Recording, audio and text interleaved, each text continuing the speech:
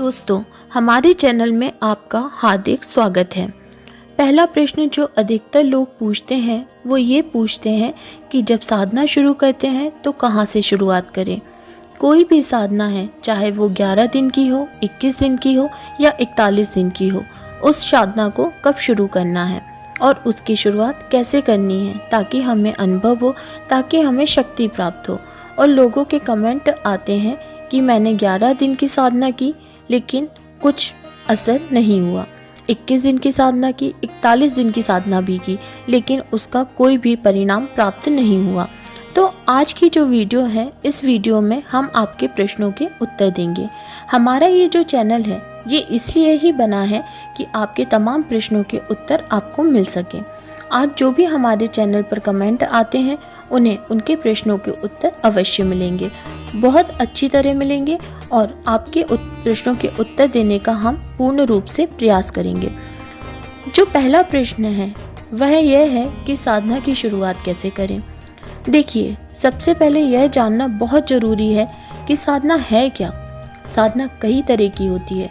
कई लोग साधना करते हैं, वो साधना 11 दिन की, 21 दिन की या 41 दिन की करते हैं और उस साधना के कुछ नियम बनाते हैं। जैसे साधना 9 से 12 के बीच में की जाती है, लेकिन जब हम साधना करते हैं तो हमारा एक समय निर्धारित होता है। जैसे अगर हम 9 बजे पूजा में बैठ रहे हैं, मंत्र जाप पर बैठ रहे हैं, तो अगले दिन भी हमें उसी समय पूजा में बैठना है, मंत्र जाप पर बैठना है। जो साधनाएं होती हैं वो अधिकतर रात के समय ही की जाती हैं, तो इसमें सुरक्षा घेरे की बहुत आवश्यकता होती है, जो इस वीडियो में हम देखेंगे।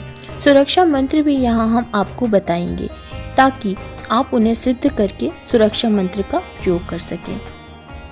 तो जो साधना है वो 11 दिन, 21 दिन या 41 दिन की होती है, जिसमें अगर 9 बजे का समय आपने तय किया है तो 9 बजे से ही आप माला जाप शुरू कर देंगे और 11 माला, 21 माला आपको करनी है या 41 माला आप तय कर सकते हैं।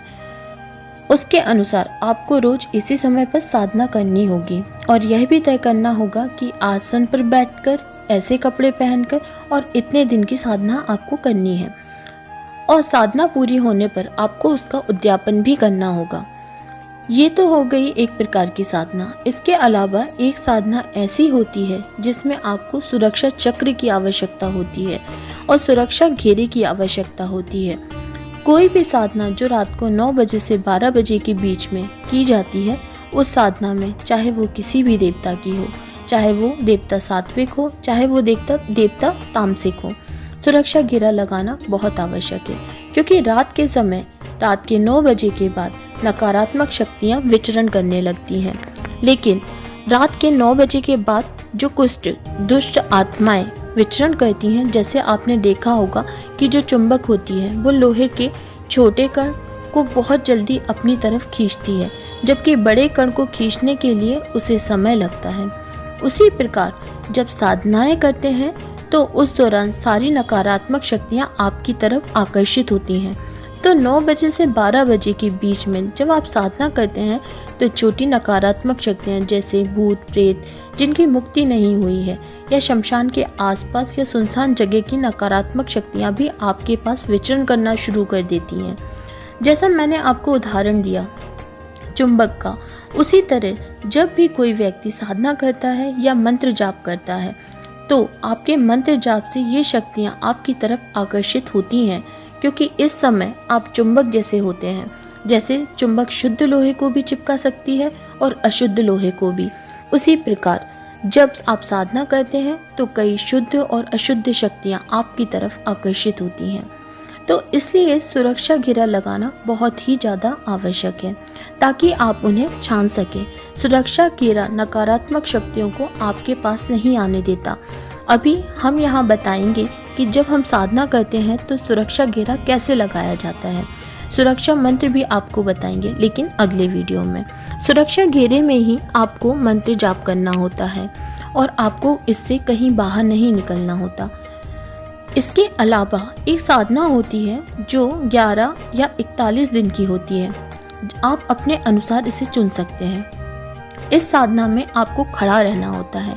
इसे खड़ी तपस्या या खड़ी साधना के नाम से भी जाना जाता है। जैसे अगर 12 दिन की साधना है, 21 दिन की साधना है या 41 दिन की साधना है, तो आपको इतने दिन खड़े ही रहना होगा। इसमें एक झोला या एक पत्थर होता है जिस पर आप हाथ टेक कर सो सकते हैं। इस साधना में बैठना नहीं होता, आपको चलते रहना होता है।